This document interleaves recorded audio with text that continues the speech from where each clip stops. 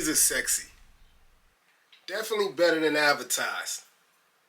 I know it's not an SB, but I feel like if you put this shoe together,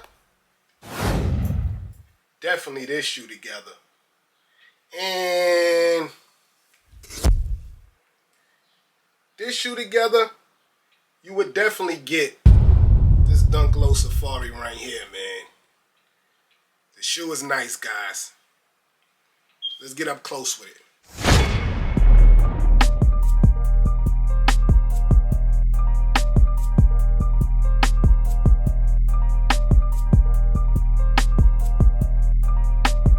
Jones on the soundtrack.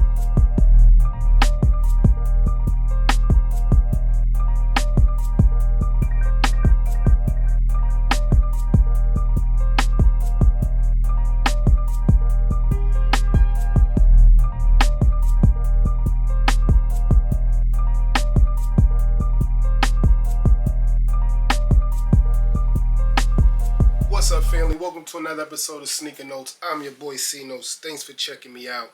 Today is a review on the Nike Dunk Low SE Safari Woman Exclusive Safari Mix. Whole bunch of names, whole bunch of materials, whole bunch of colors. We're going to get into an in-depth review on this. What took me so long to review this sneaker was that it's not an SB. But not only that, it's a women's exclusive. And I like to let the women's have their exclusives. But as I started seeing more pictures of this sneaker and elephant print, I said, I gotta buy it. I gotta rock it. I gotta get in front of this camera and let y'all see what's up, man. So without further ado, hit the music.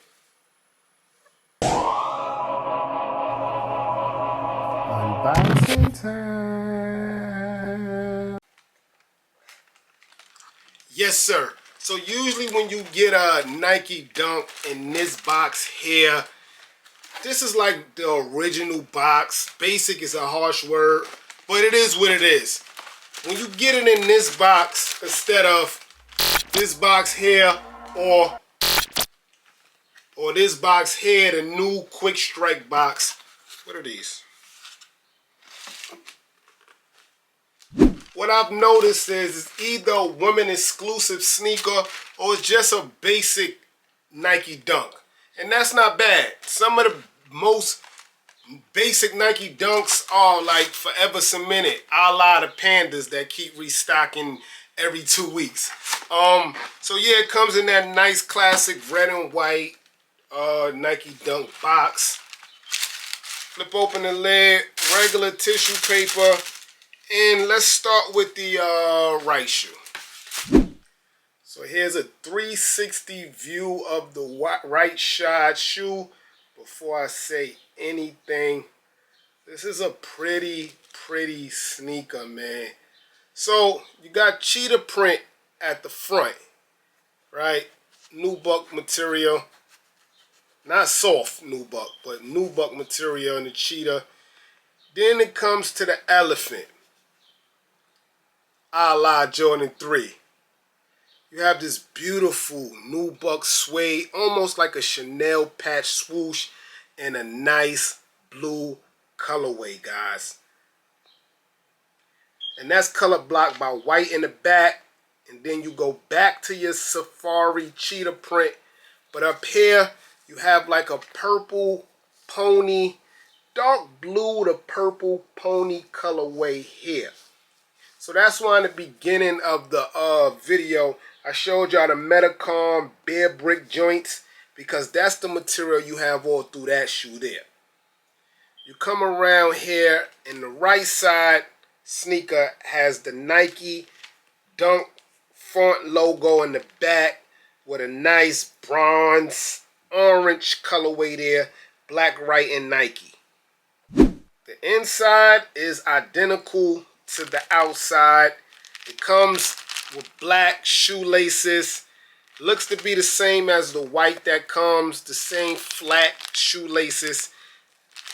The color blocking red on the shoelaces I think is so dope because it just threw another curveball to a sneaker that already has a lot going on.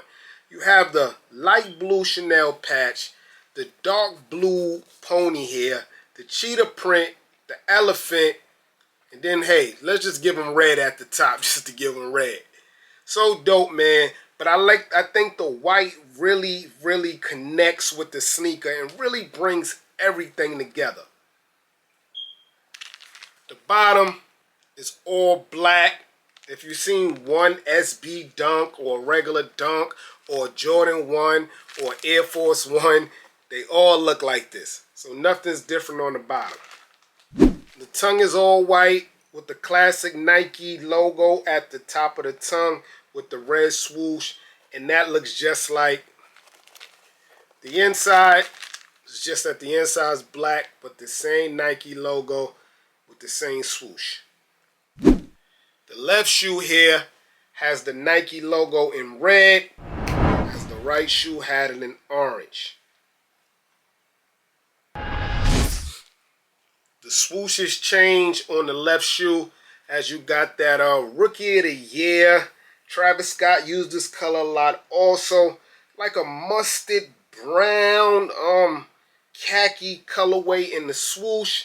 So it changed from the light blue swoosh that you got on the other side to the khaki color swoosh on this side. There's no more dark blue here. They replaced the swoosh color with the pony hair there. Dope look. Also, it's not red on this side of the shoelaces. It's purple.